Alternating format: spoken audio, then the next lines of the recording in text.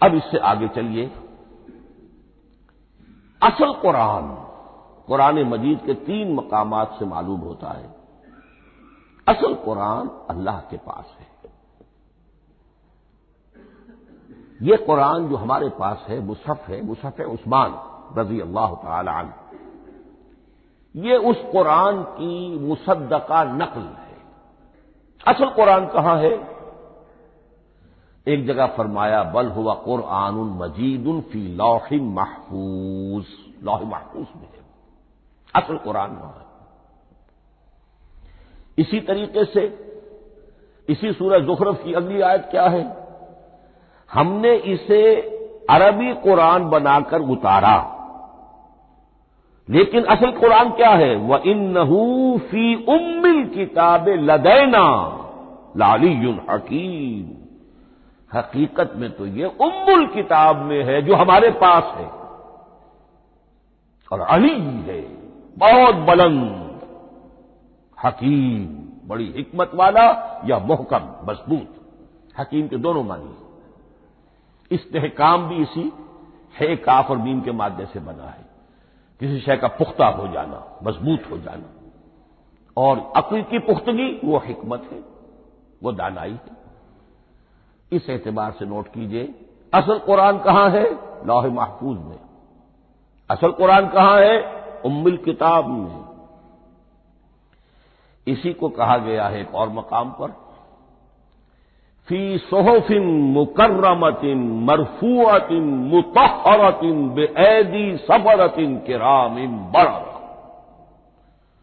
یہ قرآن، اصل قرآن تو بڑے صحیفوں میں، ان صحیفوں میں ہے، ان صفحات میں ہے، ان اوراق میں ہے جس کی شان کیا ہے؟ مکرمۃ، جن کی انتہائی تعظیم کی جاتی ہے.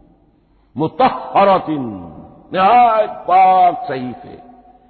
فی صحف مکرمۃ مرفوعۃ، بلند و بالا، مطہرۃ بِأَیْدِی سَفَرَةٍ کِرَامٍ بَرَرَةٍ.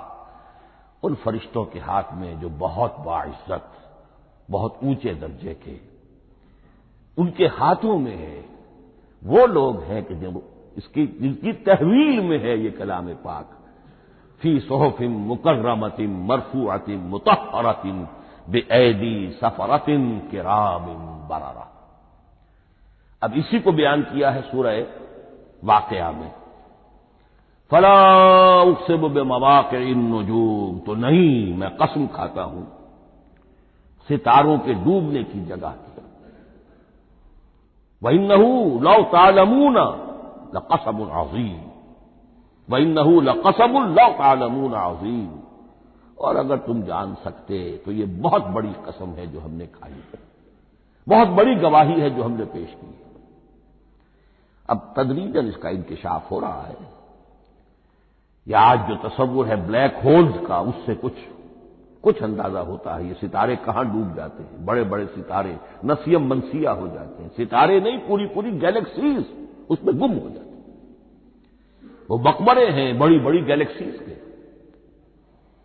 فلا اقسم بمواقع النجوم وانه لقسم لو تعلمون عظیم انه لقرآن کریم. یہ قرآن ہے بہت باعزت. فی کتاب مکنون، اور یہ اس کتاب میں جو چھپی ہوئی ہے. یہ لؤلؤ مکنون کا لفظ آتا ہے قرآن مجید میں. جیسے موتی ہوتے ہیں انہیں چھپا کر رکھا جاتا ہے ڈبیوں میں، مخملی ڈبیوں کے اندر موتیوں کو. اسی طریقے سے فی کتاب مکنون لا یمسہ الا المطہرون. وہ صحیفے بھی بہت مطہرہ تھے اور ان کو چھو نہیں سکتے مگر وہی جو انتہائی پاک ہیں. ملائکہ مقربین، جن کے قریب سے بھی ہو کر معصیت یا گناہ کا کوئی تصور تک نہیں گزر سکتا، وہ ہیں جو اس کو چھوتے ہیں. ان کے ہاتھوں میں ہے، ان کی تحویل میں ہے. یہ ہے وہ چیزیں کہ جس سے اندازہ ہوا کہ اصل قرآن کہاں ہے. یہ جو ہمارے پاس ہے در حقیقت یہ نقل مطابق اصل ہے، مصدقہ نقل ہے. اب اس میں آپ سے عرض کر دوں کہ ایک بہت خوبصورت بات ہمیں جو ملتی ہے تورات میں، جو استثناء، جو صفر استثناء ہے، ڈیوٹرانومی، اس کے 18ویں باب میں 18ویں اور 19ویں آیات جو ہیں اس میں ذکر موجود ہے، میں ان کے لیے انہی کے بھائیوں میں سے تیری مانند ایک نبی برپا کروں گا۔ اللہ تعالیٰ کلام فرما رہے ہیں یہاں حضرت موسیٰ علیہ السلام سے، آج بھی موجود ہے۔ اولڈ ٹیسٹمنٹ، ڈیوٹرانومی یا کتاب استثناء، سفر استثناء، اس کا 18واں باب، اس کی 18ویں اور 19ویں آیات جب چاہیں جا کر دیکھیں۔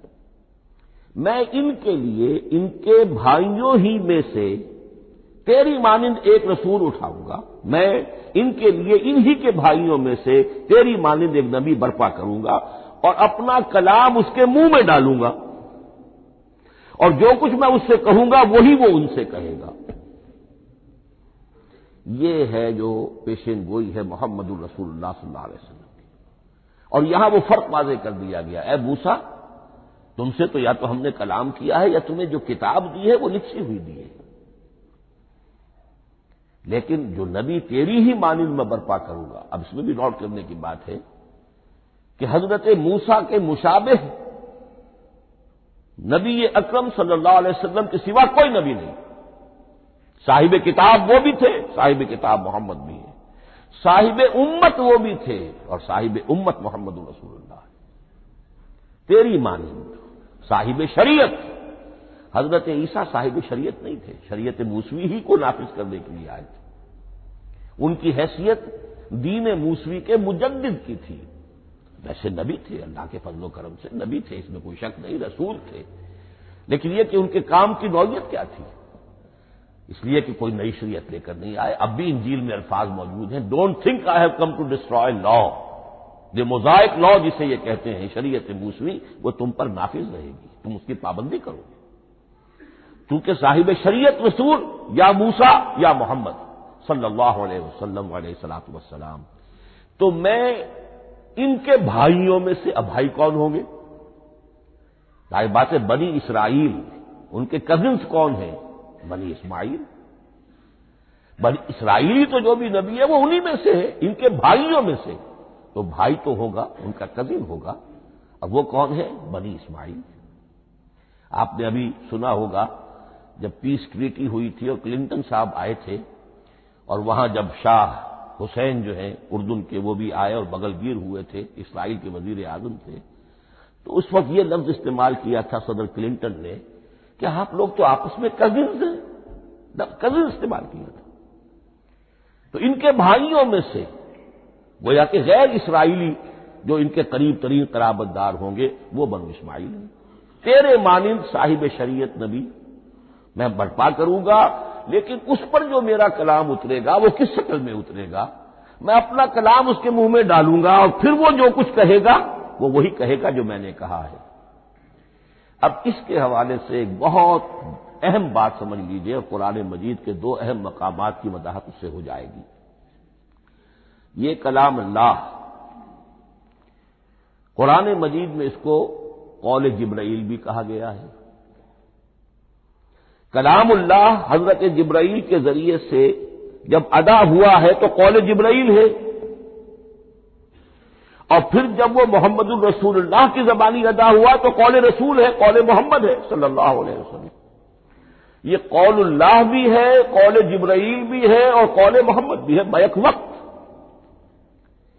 یہ بات دیکھیے سورہ انفطار میں اذا السماء انفطرت، اس میں یہ جو الفاظ آئے ہیں انہ لقول رسول کریم، سورۃ تکویر اذا الشمس کورت، انہ لقول رسول کریم ذی قوت عند ذی العرش مکین مطاع ثم امین وما صاحبکم بمجنون۔ یہ یہاں پر حضرت جبرائیل کا ذکر ہو رہا ہے۔ وما ہوا بقول شیطان الرجیم، محمد تک اس قرآن کو لانے والا تو وہ بلند پائے کا فرشتہ ہے، یہ کوئی شیطان رجیم نہیں ہے۔ اس لیے کہ مکے والوں نے کہہ دیا تھا ہو سکتا ہے کوئی مجروح آئی ہو محمد پر، اور اس مجروح نے کوئی الٹی سیدھی بات سکھا دی ہو، نہیں۔ انہ لقول رسول کریم، یہاں رسول کریم کون ہے؟ حضرت جبرائیل۔ انہ لقول رسول کریم ذی قوت عند ذی العرش مکین، بڑی قوت والا اور جس کا بڑا اونچا مقام اور مرتبہ ہے عرش والے کے قریب. ذی قوت عند ذی العرش مکین مطاع ثم امین. وہ فرشتوں کے مطاع ہیں، فرشتے ان کی اطاعت کرتے ہیں، فرشتوں کے سردار ہیں، اور پھر ساتھ ہی پورے امین ہیں. جبرائیل امین یہ ہم لفظ استعمال کرتے ہیں. اور اس کے بعد آگے جا کے فرمایا وما ہوا بقول شیطان الرجیم، یہ کسی شیطان رجیم کا قول نہیں ہے. اب یہاں اس سورہ تکویر میں قرآن کو قول جبرائیل قرار دیا گیا. لیکن سورۃ الحاقہ میں چلیے، اس کے آخر میں آتا ہے انہ لقول رسول کریم وما ہوا بقول شاعر قلیلا ما تؤمنون ولا بقول کاہن قلیلا ما تذکرون تنزیل من رب العالمین. یہاں اب رسول کریم سے مراد محمد الرسول اللہ صلی اللہ علیہ وسلم. یہ کسی شاعر کا قول نہیں ہے، کسی کاہن کا قول نہیں ہے، یعنی جس کے زبانی یہ قرآن لوگوں کے سامنے آ رہا ہے. جبرائیل کا قول ہو کر تو محمد پر نازل ہوا صلی اللہ علیہ وسلم، لیکن اب لوگوں کے سامنے وہ قول محمد بن کر آ رہا. انہ لقول رسول کریم وما ہوا بقول شاعر قلیلا ما تؤمنون ولا بقول کاہن قلیلا ما تذکرون تنزیل من رب العالمین. تو قرآن مجید کلام اللہ ہے، پھر وہ قول جبرائیل بنا جب جبرائیل نے آ کر محمد کو سنایا، اور پھر وہ قول محمد بنا جب محمد کی زبان مبارک سے لوگوں نے اسے سنا، اہل عرب نے سنا، اور پھر وہ بات پھیلتی چلی گئی. اب آخری بحث اس موضوع پر جو ہے وہ یہ ہے، کلام الہی کی 3 صورتیں ہیں جو قرآن مجید میں سورہ شورى کی آیت نمبر 51 میں بیان ہوئی ہے. وما كان لبشر ان يكلمه اللہ، کسی بشر، کسی انسان کی یہ حیثیت نہیں ہے، مقام نہیں ہے کہ اللہ اس سے کلام کرے. یہ نہیں کہا کہ اللہ کے لیے ممکن نہیں ہے، نہیں، اللہ کے لیے تو ہر شے ممکن ہے، لیکن کسی بشر کا یہ مقام نہیں ہے کہ اللہ اس سے کلام کرے. مخلوق ہے، بشر ہے.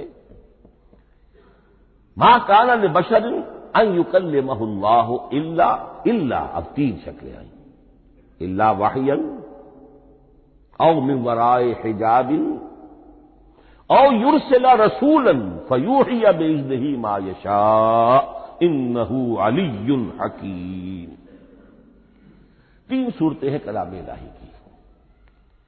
یا تو براہ راست اللہ وحی کرتا ہے بغیر کسی فرشتے کی درمیان میں ذریعہ بنائے ہوئے، اسی کا نام الہام ہے، اسی کا نام تحدیث ہے. یہ غیر نبی کے ساتھ بھی ہوتا ہے. حضور نے فرمایا ہر نبی کی امت میں محدث ہوتے تھے جن سے اللہ کلام کرتا تھا، اور میری امت کا محدث عمر ہے رضی اللہ تعالی. محدث نہیں، محدث کے معنی ہے علم حدیث کا ماہر. امام بخاری محدث ہے، امام مسلم محدث ہے. محدث تحدیث سے مفعول بنا، جس سے بات کی جاتی ہے. محدث اللہ بات کرتا ہے، اللہ دل میں ڈال دیتا ہے، القاء ہو جاتا ہے، الہام ہو جاتا ہے، کوئی فرشتہ درمیان میں نہیں، براہ راست. دوسری شکل کلام کی کیا ہے؟ او من وراء حجاب. یہ ہمارے علم کی حد تک صرف حضرت موسیٰ علیہ السلام کی شان ہے، استثنائی شان ہے. وَكَلَّمَ اللَّهُ مُوسَىٰ تَكْلِيمًا، اور موسیٰ کے ساتھ تو اللہ نے کلام فرمایا جیسے کہ کلام کیا جاتا ہے. فرق کیا تھا؟ من ورائے حجاب، پردہ تھا، دیکھ نہیں سکتے تھے. تبھی تو ان کی وہ آتشی شوق بھڑکی تھی. کیا قیامت ہے کہ چلمن سے لگے بیٹھے ہیں، ساتھ چھٹتے بھی نہیں، سامنے آتے بھی نہیں.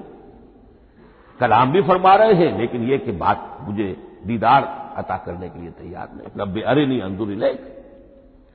لیکن یہ جو کلام ہے ہمارے علم کی حد تک براہ راست اس دنیا میں حضور سے ہوا ہے معراج کی شب، لیکن وہ 7ویں آسمان پر ہوا.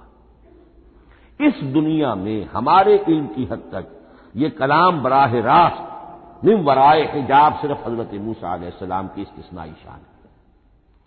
اور تیسرا ہے او یرسل رسولا فیوحی باذنہ ما یشاء، یا تیسری صورت یہ کہ اللہ کسی پیغامبر کو بھیجتا ہے جو وحی کرتا ہے جو اللہ چاہتا ہے۔ یہ تیسری شکل ہے وحی کی۔ قرآن مجید اس تیسری شکل میں نازل ہوا ہے محمد الرسول اللہ صلی اللہ علیہ وسلم۔ حضور کو جو الہام ہو جاتے تھے، جو حضور کو القاء ہو جاتا تھا، جو آپ کے دل میں براہ راست اللہ کی طرف سے وحی آتی تھی، وہ قرآن میں شامل نہیں ہے۔ اگرچہ حضور کے خواب بھی سچے تھے، وہ بھی اللہ کی طرف سے ہوتے تھے، شیطان کی آمیزش نہیں ہو سکتی تھی، لیکن یہ بھی قرآن میں شامل نہیں ہے۔ قرآن میں شامل ہے تیسری قسم کی وحی، او یرسل رسولا، پھر ہم بھیجتے ہیں ایک پیغامبر کو فرشتوں میں سے۔ اللہ یصطفی من الملائکۃ رسلا ومن الناس، اللہ چن لیتا ہے فرشتوں میں سے بھی اپنا پیغامبر اور انسانوں میں سے بھی۔ تو فرشتے کے ذریعے سے ایک فرشتہ جو اللہ سے لیتا ہے اور انسان رسول انسان تک پہنچا دیتا ہے۔ اب وہ رسول انسان، رسول بشر جو ہے وہ اپنے ہم نوع ہم جنس لوگوں کو پہنچاتا ہے۔ تو اللہ یصطفی من الملائکۃ رسلا ومن الناس، یہاں وہی بات فرمائی او یرسل رسولا فیوحی باذنہ ما یشاء، پھر وہ وحی کرتا ہے اللہ کے حکم سے جو اللہ چاہتا ہے۔ یہ کلام الہی کی یہ تیسری شکل ہے جو محمد الرسول اللہ صلی اللہ علیہ وسلم پر نازل ہوا، اور وہ ہے قرآن حکیم۔ اب ایک اور بحث جو علمی ہے وہ یہ ہے کہ حضور پر جو اس کا نزول ہوا اس کی کیفیات کیا تھی۔ دو الفاظ استعمال ہوتے ہیں، انزال بھی اور تنزیل بھی۔ ان دونوں میں فرق کیا ہے اس کو نوٹ کر لینا چاہیے۔ لغوی اعتبار سے جان لینا چاہیے، نزل ینزل، کسی کا خود اترنا، نازل ہونا، اترنا۔ انزل ینزل، دفعتن اتار دینا، کسی اور نے کسی شے کو دفعتن نیچے اتار دیا۔ یہی مفہوم نزلہ کے ساتھ بے لگ جائے تو آ جاتا ہے، با کے ساتھ نزلہ بہی، یہ اتارنے کے مفہوم میں آئے گا۔ لفظی ترجمہ یہ بھی کر سکتے وہ اترا اس شے کے ساتھ۔ نزلہ بہ الروح الامین، اس کو لے کر نازل ہوا خود روح الامین فرشتہ علی قلب کا، اے محمد صلی اللہ علیہ وسلم آپ کے قلب مبارک پر۔ تو نزلہ بے اور انزال اس کے معنی ایک ہی ہے، لیکن اگلا لفظ ہے تنزیل، نزل ینزل تنزیلا، اس کے معنی ہے رفتہ رفتہ، تدریجن، نجمن نجمن، تھوڑا تھوڑا کر کے، وقفے وقفے سے اتارنا۔ جیسے عربی میں اعلام کہیں گے کسی کو کچھ بتا دینا، باخبر کر دینا، مطلع کر دینا، بھائی مطلع کر دیا میں نے، اب تم جانو تمہارا کام، یہ اعلام کہلائے گا۔ تعلیم کسے کہتے ہیں؟ سکھانا، درجہ بدرجہ، دیکھنا اس کی استعداد کیا ہے، آج یہ کیا بات سمجھ سکتا ہے، میں اتنے ہی درجے تک سمجھاؤں، اب کل میں اسے مزید سمجھاؤں گا، پرسوں مزید سمجھاؤں گا۔ یہ درجہ بدرجہ کسی شے کو سمجھانا، یہ تعلیم ہے۔ تو انزل ینزل انزالا، یہ ہے اتار دینا دفعتن، اور نزل ینزل تنزیلا، یہ ہے تدریجن اتارنا۔ اب قرآن مجید کے لیے یہ دونوں الفاظ مستعمل ہیں، لیلۃ القدر اور لیلۃ المبارکہ۔ اب یہ دو بھی نوٹ کر لیجئے، قرآن مجید میں چونکہ اہم مضامین کم سے کم دو جگہ پر ضرور آتے ہیں۔ انا انزلناہ فی لیلۃ القدر، یہاں انزلنا ہے، نزلنا نہیں ہے، انزلنا ہے، ہم نے اتارا اس کو لیلۃ القدر میں۔ اور باقی صورت تو آپ کو یاد ہوگی، وما ادراک ما لیلۃ القدر، لیلۃ القدر خیر من الف شہر، تنزل الملائکۃ والروح فیہا باذن ربہم من کل امر، سلام ہی حتی مطلع الفجر۔ لیکن یہ اہم مضمون قرآن مجید میں دوسری جگہ بھی ہے، سورہ دخان کے شروع میں فرمایا حامیم والکتاب المبین انا انزلناہ فی لیلۃ مبارکۃ انا کنا منذرین فیہا یفرق کل امر حکیم امرا من عندنا انا کنا مرسلین رحمتا من ربک انہ هو السمیع العلیم۔ یہ لیلۃ المبارکہ ہے، ایک ہی ہے، لیلۃ القدر اور لیلۃ المبارکہ۔ ان دونوں کے لیے وہی انزلنا کا لفظ آیا۔ لیکن یہ کہ سابقہ کتابوں کے اعتبار سے قرآن مجید کا فرق واضح کیا گیا ہے۔ مثلا سورہ نساء کی آیت نمبر 136 بہت نمایاں ہے، بہت نمایاں ہے۔ وہاں فرمایا گیا یا ایھا الذین آمنوا آمنوا باللہ ورسولہ والکتاب الذی نزل علی رسولہ والکتاب الذی انزل من قبل۔ اے ایمان کے دعوے دارو، حقیقتاً ایمان لاؤ، ایسے ایمان لاؤ جیسے ایمان لانے کا حق ہے، اللہ پر بھی اور اس کے رسول پر بھی، اور اس کتاب پر بھی جو اللہ نے اپنے رسول پر نازل فرمائی، اور اس کتاب پر بھی جو اللہ نے پہلے نازل فرمائی۔ لیکن نازل کے لیے یہاں آیا حضور کے لیے والکتاب الذی نزل علی رسول، تنزیل کی شکل میں، اور تورات کے لیے والکتاب الذی انزل من قبل، وہ تو دفعۃ واحداً لکھی ہوئی تختیوں کی شکل میں حضرت موسیٰ علیہ السلام کو دے دی گئی تھی۔ تو یا ایھا الذین آمنوا آمنوا باللہ ورسولہ والکتاب الذی نزل علی رسولہ والکتاب الذی انزل من قبل۔ یہ جو تنزیل ہوئی ہے حضور پر، یعنی لیلۃ القدر میں جو رمضان مبارک میں ہے، پورا قرآن لوح محفوظ سے، کتاب مکنون سے، ام الکتاب سے نقل کر کے اتار دیا گیا سمائے دنیا تک۔ پہلا آسمان جسے ہم کہتے ہیں سمائے دنیا، وہ آسمان جو قریب ترین ہے دنیا کے، وہاں سے اب یہ درجہ بدرجہ تھوڑا تھوڑا چند آیتیں، چند سورتیں، پھر آیتیں، پھر سورتیں، یہ نازل ہوا محمد الرسول اللہ صلی اللہ علیہ وسلم پر۔ گویا کہ پہلا مرحلہ انزال کا ہے، پورا قرآن لوح محفوظ یا کتاب مکنون یا ام الکتاب سے نقل کر کے اتار دیا گیا سمائے دنیا تک۔ یہ ہے انزل ینزل انزالا، انا انزلناہ فی لیلۃ القدر انا انزلناہ فی لیلۃ مبارکہ۔ لیکن محمد الرسول اللہ پر یہ نازل ہوا اب تھوڑا تھوڑا، نجمن نجمن، درجہ بدرجہ، تدریجن۔ یہ ہے تنزیل۔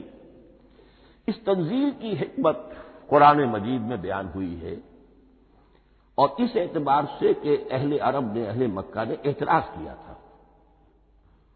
کہ یہ پورا قرآن کیوں نہیں محمد ایک ہی مرتبہ پیش کر دیتے صلی اللہ علیہ وسلم۔ اس میں جو چیز مضمر تھی وہ یہ تھی کہ چونکہ یہ حقیقت میں اللہ کا کلام نہیں ہے، یہ محمد کا اپنا کلام ہے، تو کوئی شاعر دنیا میں ایسا نہیں ہے جو ایک دم اپنا پورا دیوان دے دے۔ وہ تو ساری عمر میں تھوڑا تھوڑا، آج غزل کہی، کل قصیدہ کہا، پرسوں کچھ اور کہا، پھر وہ جمع ہوتا ہے تو وہ دیوان بنتا ہے۔ اسی طریقے سے تو یہ کر رہے ہیں۔